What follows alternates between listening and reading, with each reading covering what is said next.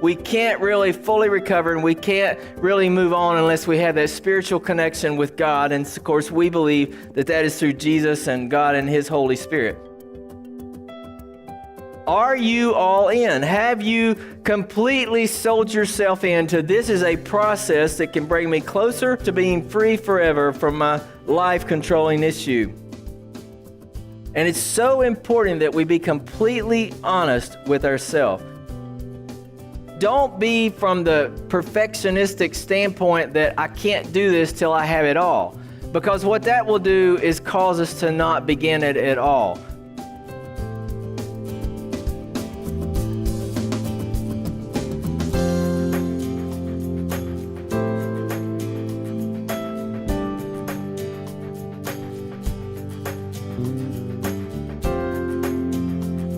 Well, every one of us have come to that point in our life that we just reach some point that there's so many things going on inside of us that we really just need to get it out.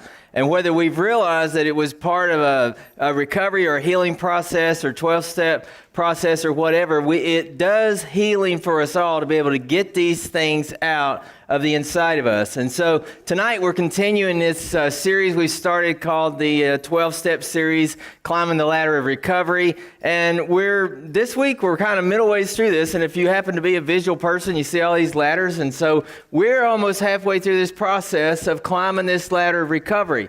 And throughout this time, we have primarily gone back and really looked at what the original authors of the big book said when they came to the understanding that there had to be a spiritual solution to a recovery. And so we've been looking at the big book from Alcoholics Anonymous, and we've all agreed that there's a lot of different 12-step programs out there, and we know that AA has spun off to NA and SA and all these different groups, but it's been very fascinating for me to see what these original writers really intended when they wrote the big book. And so if you're here and you've got a handout, if you're listening online, I hope that you have really been consistent in following along in this process and that you're finding some hope and some healing. And so tonight we're going to be dealing with steps 5, 6, and 7. And that seems like a lot, but really, as I read through this, we can have a tendency to drag things out, but there are points in here that it really takes a lot of time. And then there are other points where you just want to get the stuff out and you want to move on with it. And this was a very short part of the actual big book when they transition into this. And so again, I'm going to kind of just quickly remind us of where we are. I mean, if you have been following along, if you're listening or whatever, then we have to make sure that we are serious about where we are when we've gotten to these last 2 steps. So just recapping quickly, we have reached the point of hopeless despair. We've admitted our problem, that our life was out of control, and we've admitted that no human power could relieve our state of hopelessness. We've accepted God in the form of Jesus, and that He can and will help us if He is sought. We realize and accept the need for community, and we can't do this alone, and we've got other people hopefully involved in our life at this time.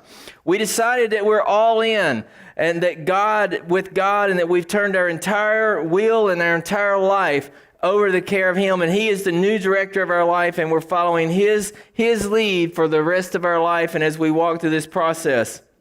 And then last week, we paused and we really began to dig in, and we began to make a list of where we had been harmed and the people that brought harm to us, and then all these different things, and you had a list that we began to look at. And so I hope that you have begun to make some sort of list. It may be long for a lot of you, for overachievers, and it may be short. And so the most important thing is that we did begin to make a list. And I put in here this reminder from this old proverb from page 817 in the Life Recovery Bible in Proverbs. It says, "People who conceal their sins will not prosper." And so that's what we were doing last week, is we were getting that stuff out, all those different areas that we weren't sure necessarily how our life had been affected by these things, and we really began to dig in to what was going on. And so I want to read a couple things here again just from the big book because they're so relevant to what we're talking about, and just that constant reminder and that constant theme that they have going through that entire book of how without a spiritual connection that we are hopeless at best, and that we can't really fully recover, and we can't really move on unless we have that spiritual connection with God. And of course we believe that that is through Jesus and God and His Holy Spirit. And so the writer said here, having made our personal inventory, what shall we do about it? We've been trying to get a new attitude, a new relationship with our Creator, and to discover the obstacles in our path. We've admitted certain defects. We have ascertained in a rough way what the trouble is, and we have put our finger on the weak times in our personal inventory. Now, these are about to be cast out. This requires action on our part, which, when completed, will mean that we have admitted to God, to ourselves, and to another human being the exact nature of our defects. This brings us to the fifth step in the program of recovery. And that fifth step says that we admitted to God, to ourselves, and to another human being the exact natures of our wrong. And so one of the things that really struck me there is this requires action. And see, so many times this is where we fall short when we're trying to seek healing and recovery, is we refuse to take action. We want the magic pill that may get us free from this hurt or pain or this past issue that was going on or this addiction, and just tell me how to make it quit. Give me something to make it stop, and not really take any action on our part. But see, usually, we have had a lot of years in seeing this process get formed in our life. And so it doesn't mean that time is equal in the sense of, like, for instance, I was addicted to alcohol for probably at least 20 some years. Whether I knew it or didn't really know it, I was addicted for alcohol for a long time. And it obviously hasn't taken me 20 years to be free from that addiction. But it did take action on my part to be able to take a look at this. And as I said last week, it is so important that we are willing to go back and acknowledge our past. And we talked to, how there's a young audience that may be listening to this, and there's a lot here in this room tonight, and how even though at a young age, they may have experienced a lot of the same hurt and pain that you and I have experienced, they have a much shorter list probably than we would. For myself, for instance, I didn't really start this until I was about 42 years old. So it's so important that we have made that list and that we are taking action. We're moving forward.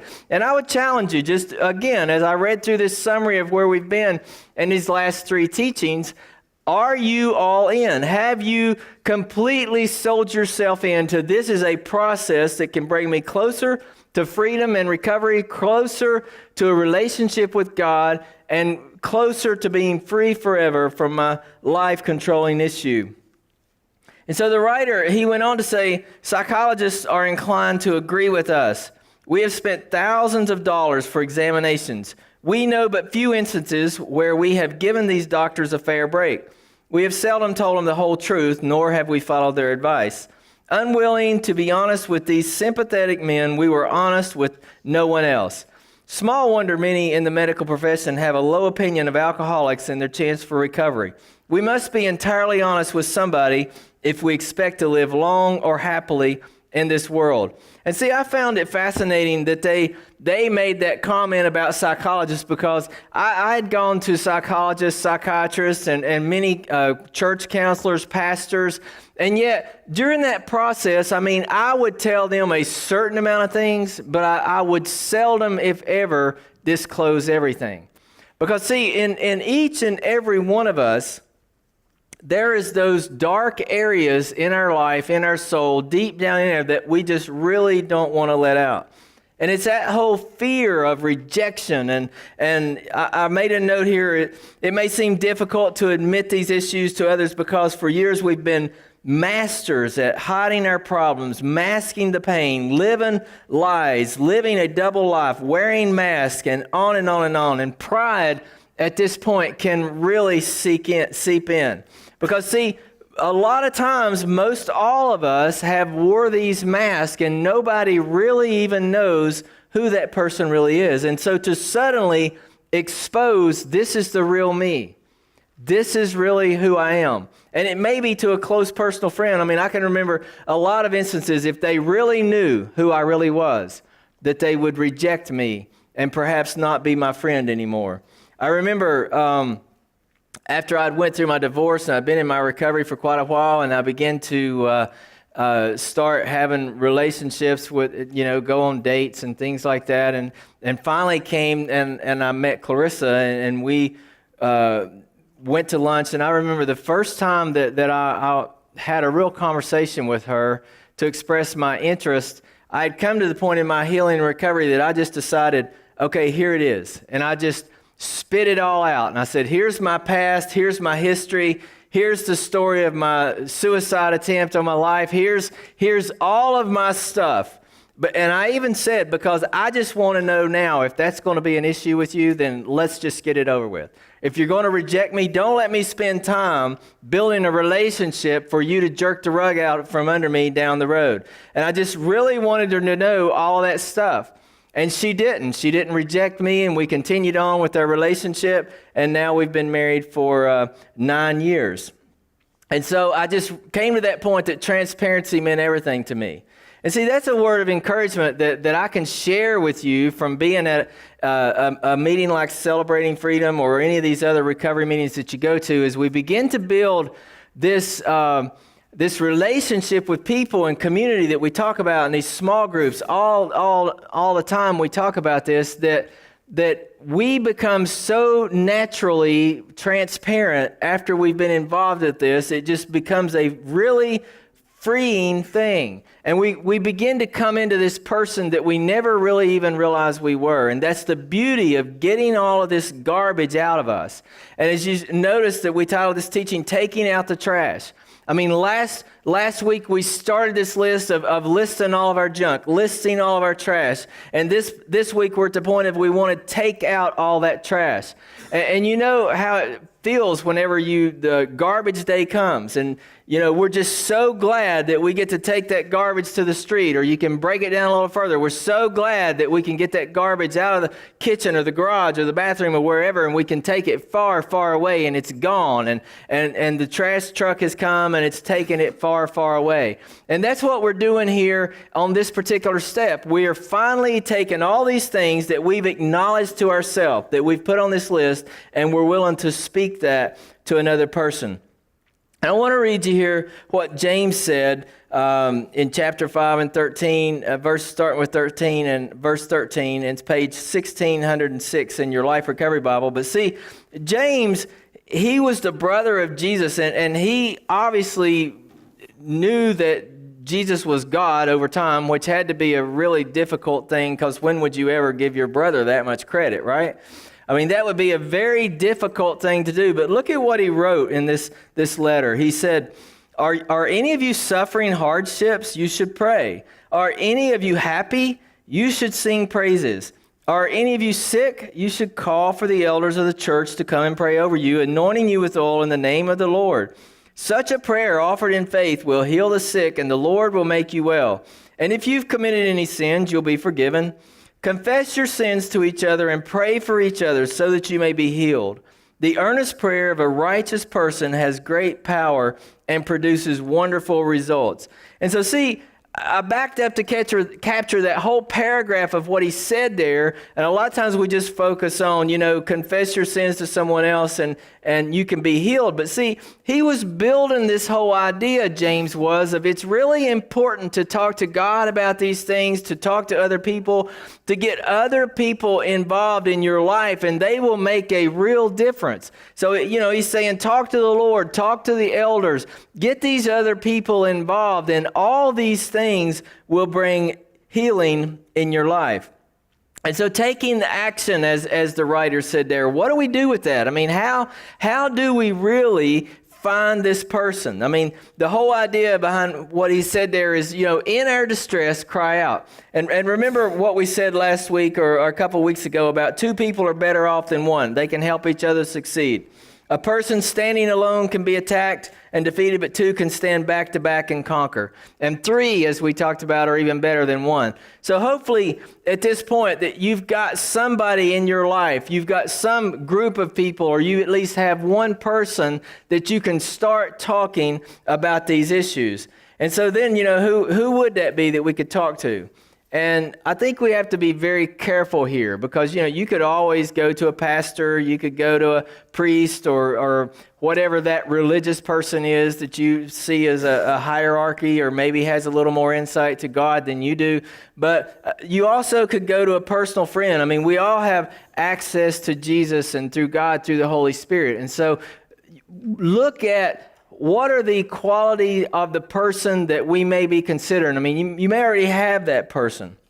But we don't want someone that'll be condemning, obviously. But I thought about, what we talked about before with what Jesus had said to the disciples before he left. And he kind of identified, these are what followers of mine are going to look like when he said, I give you this new commandment. He said, love each other just as I have loved you. You should love each other. Your love for one another will prove to the world that you are my disciples.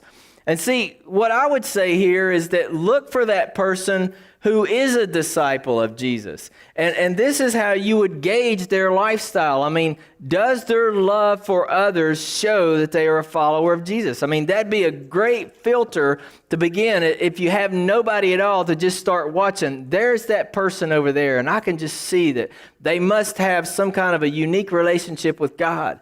And so we find those people in small groups. We find them in other recovery areas that we go to, but we want to make sure that the person is safe. And you can always ask, several people in your group leader, or you may have a sponsor. And we want to be careful that, we don't pick somebody that we just dump our stuff on just to check a list off, and then we find out that it's been spread all around the community. So this is extremely important. And I would say here too that, if you have your list going there and you don't have the person to share it with, then at least do the part of going ahead and just saying it out loud to God. Here's my stuff.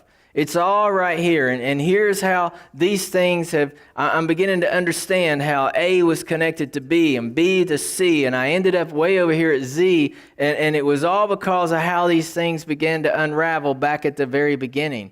And so at least begin to express that to God. And eventually, I'm convinced that He will bring somebody in our life that is safe to talk about that stuff too.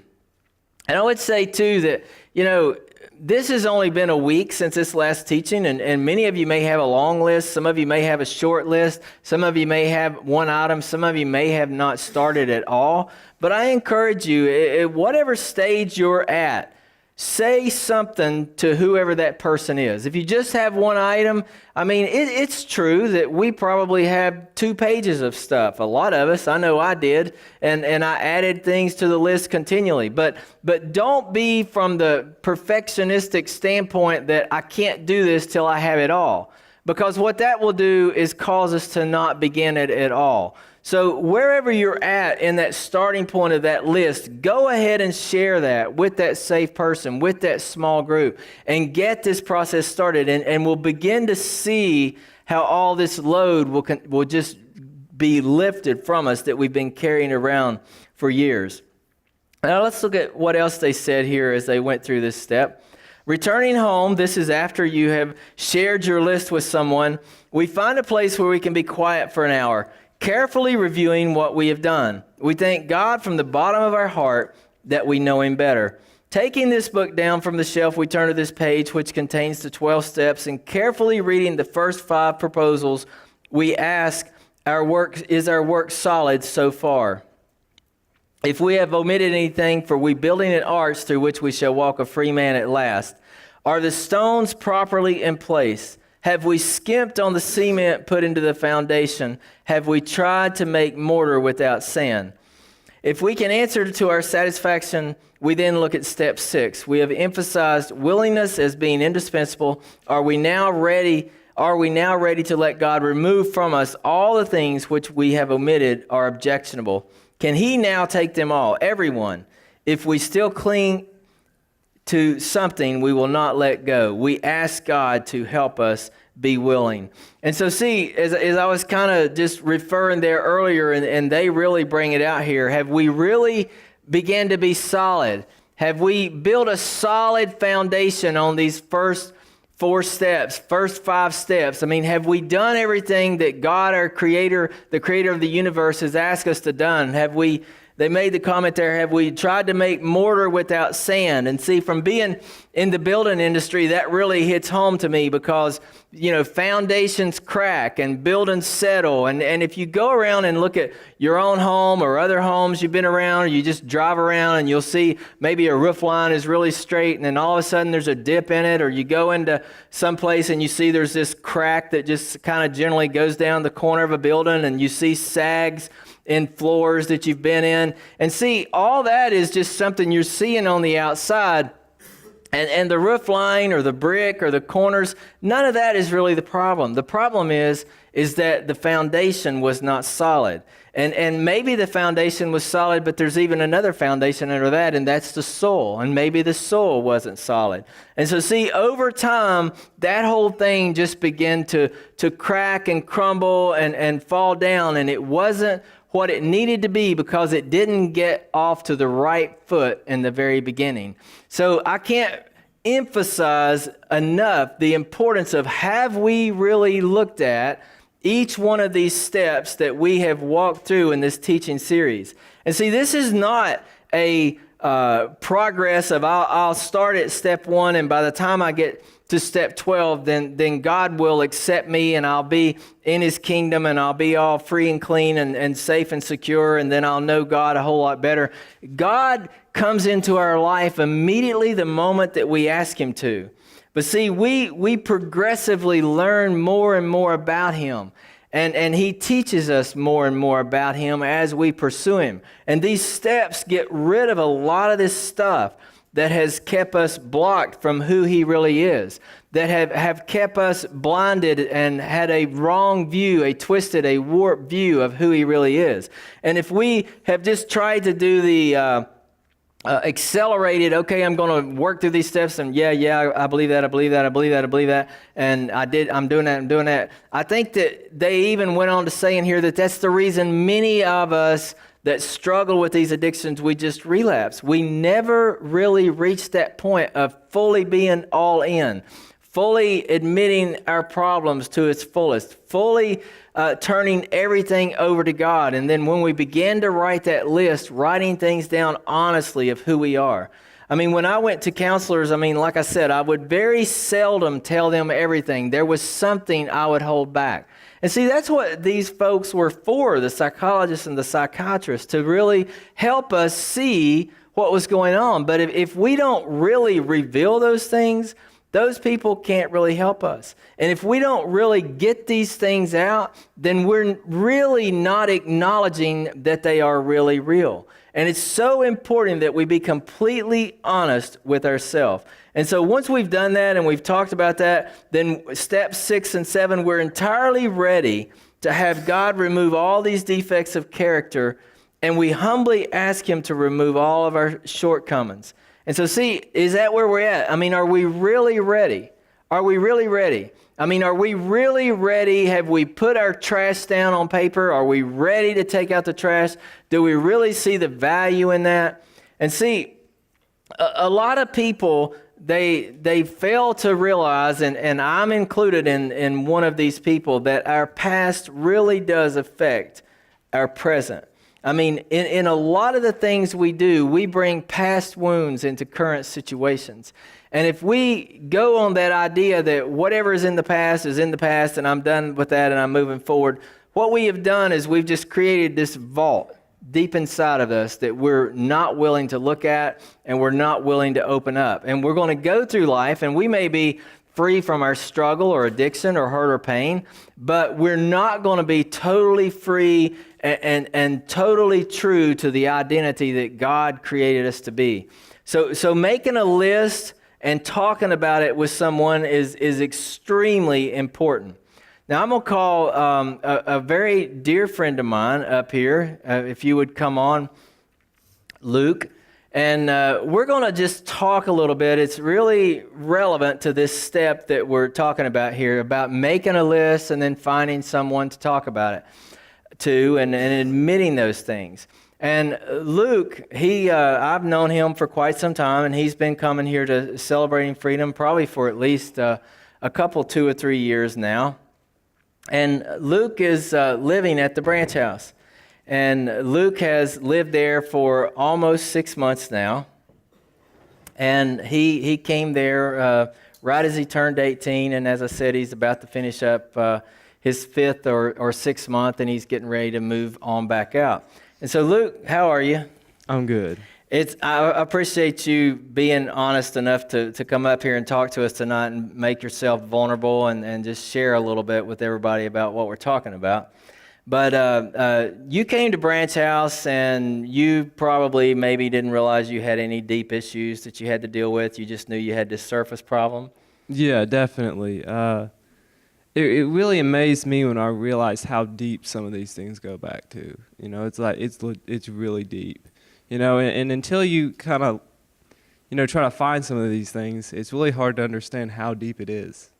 And I remember, I'm sorry. I said so definitely, yeah. And I remember that, in your first few weeks there, it was just kind of filling each other out, and we're kind of a community type people. And then there came this point where it was almost like that open video clip we watched, where it was just like, boom, here starts coming all this stuff out, right? Yeah, yeah. And so you began to journal about these issues, and we challenged you on several things, and we said, why don't you just start making a list of some of these things?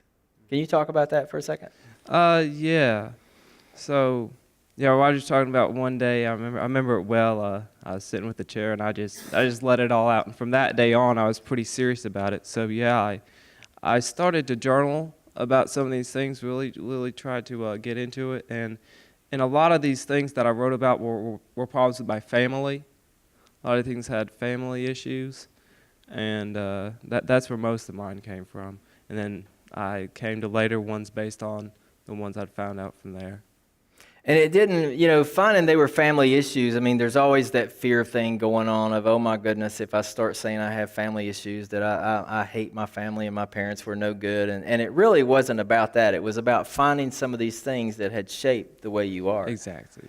And so when you went, I remember that, on the surface, I mean, before you began to dig in, that you were just angry at a lot of people.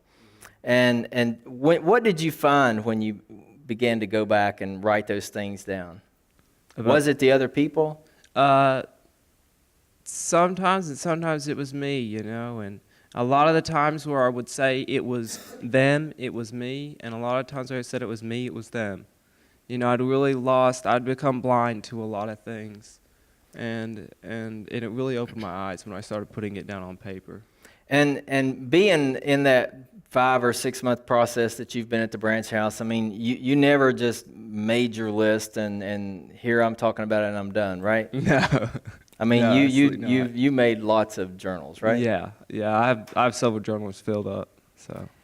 And there began to be this thing, and everybody has their own method, and there's nothing magic about that whole, I have this chart, and I'm filling it out in this line, in this box, in that box, and then I'm going to go do it very formally. And as you've heard Luke say, I mean, he wrote his down in a journal, and it began to develop that you wanted to share what you were learning. Can you talk about that? Yeah. So at first, when I first started writing some of these things, it was very difficult for me even to go back and read them. It was so fresh, it was so new. But then over time, I started to want to open up to someone. It's like, I want them to see this part of me, and I started to get more comfortable around Roger. I became a lot more comfortable around him, and then, so I just started talking to him about some of these things, and that's when it really started to change, was after I'd been able to be honest with myself, and then I was able to be honest with Roger. That was one of the big moments. And I talked a little bit about last week that when you put that on paper, it starts to become real, right? Yes, absolutely. And there's even those moments. Did you feel like I hate to write that because that's really true about me? And yeah, I did. Yeah, definitely. I can remember a few times that early on that you would say, I wrote a lot in my journal last night, but I'm afraid to share that with you. Mm-hmm. And why was that? Well, it was really fear of rejection, mostly what it would come back to. It was fear of rejection. And that I tend to see that's a lot of people's core issue, is that whether it was a feeling that developed from a parent or whatever, but just that if I really let you know who I am, that you're going to reject me. Mm-hmm. And so have you come to realize that you can pretty much just say what you want, being honest about who you are, and don't have that fear as much going on now? Definitely, definitely. And I look forward to it getting even better too, you know. I remember telling you early on that just trying to share a glimmer of hope that, that you would come into this person that you probably didn't even realize you really were because you wore a mask. Mm-hmm. And has any of that occurred? Oh, definitely. Yeah, definitely. I found a lot of things that I liked that I didn't know I liked. A lot of things I'm interested that I didn't know I was interested in. Before there was very few things I was interested in. Drugs and attention from other people, pretty much it. And to be honest, and now I could, fill a page with things I want to do and things that I love to do. That are unique to you. Yes. And you told me one time, even is it related to our dress code? I mean, you shared something with me that was pretty powerful. Do you remember what that was? Can you talk about that? Just as in stereotypes and things like that. Oh, about which one of clothes? Okay, Like okay, I rappers got or you. whatever. I got you. Yeah, okay. People. I think people. You talking about how when I talked about people wearing clothes and people just okay, yeah. So when people wear people wear clothes. That's yeah, good. yeah, We're people wear glad of clothes. I hope everyone here is. So a lot of people, they'll look at what someone's wearing and they'll think they know them by what they wear, and that's a huge problem, and that's just not for people in a church or for a couple of your friends. That's for any kind of person. They could be, and that's even in other parts of the world. That's something that was really hard for me, because I knew if I wore clothes that I thought would get a certain group of people thinking a certain thing about me, I wanted that. So I learned to not care about clothes anymore. It's like I'm not trying to fit into something that I'm not, because it doesn't really matter what people think about you. And if you're trying to be something you're not, then that's fake anyway. So what's the point? Yeah, and you kind of summed it up too to in the context that you realized that if you liked certain clothes, that you could like them and dress a certain way without having to be identified with that crowd. Absolutely. And so that was a huge thing for me, because so many people just try to say, I'm going to look like this so people will identify me with that, and you're free from that. Yeah. And like you said, I still wear a lot of the clothes I used to wear to try to get attention. So I'm not as many. I don't go as hardcore with it, but yeah, I just, I'm not wearing clothes to get attention anymore. And when you came to Branch House, I mean, you had the whole drug thing going on, and alcohol, and rebellious nature, and you were a person that wore a lot of different masks. Yeah. And so, I mean, is that still your personality now, or are you clear of all that? Yeah, and it's become more and more clear who I am. I had different ideas of what I wanted to do, and it's just becoming more and more clear what my real personality and real dreams are. And all those things, they don't have that hold on you anymore. No. And you told me at one point that you didn't like that word recovery or whatever, that there's a new word you like? Yeah, freedom. Freedom. And why is that? Absolutely. Recovery, to me, it implies that it's like an ongoing process, that we'll always be in recovery. I'd heard that too many times. And I like the idea of freedom because it's final. It's once you get freedom, you have freedom. It's over. It's done. You're free. With recovery, it always feels like that where you can have a slip up in recovery. I can't imagine someone having they're free and they slip up in their freedom. Yeah, you may slip up, but you're still free. What's that feel like to be free compared to 6 months ago? It feels great. It does. You're a unique individual, and I just thank you so much for being in my life and for sharing with everybody your struggles and how you've been set free from all that. All right, cool. I love you, buddy. I'll see you.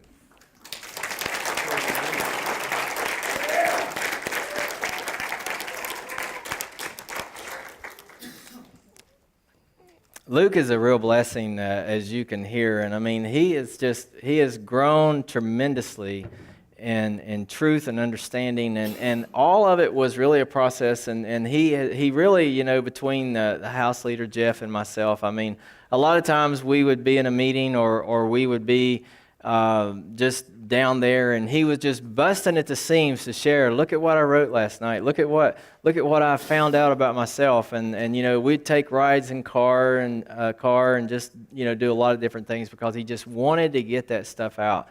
And it was just so fitting that he would come and talk to us about that, because it's easy to sit here and say, yeah, I've done a list and I'm the teacher and I'm 13 years clean, but I wanted you to hear fresh what it's like for somebody that is just really at work in. And speaking of young people, I mean, he's 18 years old. He has his whole life ahead of him now. And he's even boasted to me that, hey, I'm way ahead of you in your recovery and I'm going to pass you up. And I just think that is fabulous. So anyway, moving on here, the writers, they came up with this when you're ready to express that out loud to somebody and you finish all that up. And they did this, what they called the 7th step prayer. And they said, when ready, we say something like this: My Creator, I am now willing that you should have all of me, good and bad. I pray that you now remove from me every single defect of character which stands in the way of my usefulness to you and my fellows. Grant me strength as I go out from here to do your bidding. Amen. We have then completed step 7. And so see, we've looked at that whole thing. I mean, we've walked through that list. We're dealing with that pain. We're talking to it about somebody.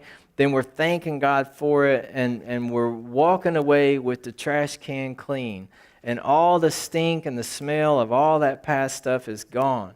And see, there may still be remnants that come back from time to time, but I wanted to close with this psalm. I want you to look at what the writer said here, and I believe they actually sang from this tonight, which I didn't know what they were doing. They didn't know what I was doing, and it's just amazing. But look at what this writer said in Psalms. He said, "Oh, what joy for those whose disobedience is forgiven, whose sin is put out of sight.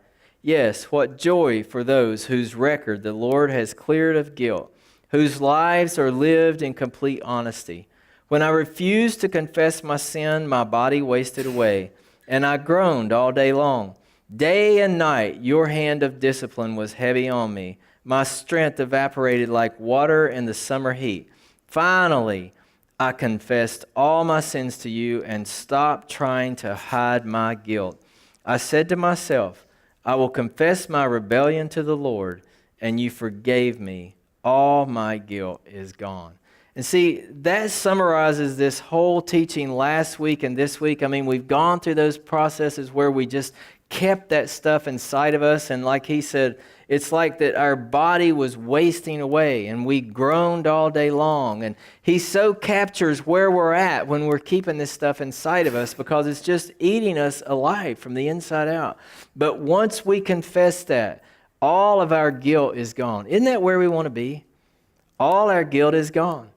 And then, but see, that's where we have to be careful, and that's a whole different teaching, that we go back into this false guilt. Like, did God really forgive me? Yes, he did. But did he really? And so we begin to live under false guilt. But see, this writer, he knew all of his guilt is gone. And I would say this too, another reason it's so important to share this with community and someone else is it gives us that stone of remembrance. And if you look back through all the history of the writers in the Bible and a lot of different places, and they made these stones of remembrance so that whenever they saw those things, that they're like, right there is where God done something. Right there is when God spoke to Jacob at Jacob's well, or right there is when God delivered us from this, or God did that. And there's all these different stones of remembrance. And talking to people, there have been besetting sins in my life, and until I really got with another person, and I can go back, like pornography is one of them. And one of my fondest memories is when I was down on my knees with an elder that I said, I just need someone to pray with me, because I kept getting hammered by all these ideas or thoughts, negative, that you're not free from that, God didn't free you from that, you just thought you prayed for that. But when I had that other person there, I could say in my mind, no, negative thought. It was right there on that day with that person that I did that. And so it gives us these stones of remembrance. And without speaking for Luke, but I would say that he would probably agree that someday when he looks back on his life, he's going to say, the branch house or all those people I talked to or some people at CF, that is a place of remembrance in his life where he began to embrace the whole idea of freedom and be free from these things that had just plagued him for years and years. And so talking it out when you go to your group, freedom points, we already know God knows everything about us. We can walk through this fearlessly without worrying that God is going to reject us or other people. We're going to find those safe people and talk it out. Walking it out, commit. Make a decision to share your list with someone you trust. Even if you have one item, start the process. Find somebody that is a disciple, a follower of Jesus that you can see is really walking that walk that we constantly talk about. Is there anything that you're holding on to that you're not willing to let go of? Then you should at least talk about that. Maybe you're stuck. Find somebody to talk about it. Don't make the assumption that everybody's way ahead of me and I can't, I don't have anything. Go ahead and talk about that. And let the community, let your friends embrace you and say, we can walk through this together. And then thank God for what he's doing in your life through this process. And if you haven't started, I ask you to, just consider reading through this Life Recovery Bible, the 12-step devotions, and just make a commitment to do that. And if you're doing it, then please continue to do it. It starts on page 25 if you haven't started. But it's a great thing, and we all could do that at some point and get a lot of encouragement from it. And so what I want to do as we close is maybe you haven't really wrote your list, or maybe you've got it in your back of your mind and you haven't put it on paper yet. But I thought that we might just close with reading this 7th-step prayer together. And so if you have your hand out there, and if you'll get it and turn over to the back of it there, I want us to just read this together as a group. And just speaking it out loud together will hopefully help bring us some encouragement. Okay, here we go. When my Creator, I am now willing that you should have all of me, good and bad. I pray that you now remove from me every single defect of character which stands in the way of my usefulness to you and my fellows. Grant me strength as I go out from here to do your bidding. Amen. And see, God will honor us being transparent and honest with him and just speaking these things out loud.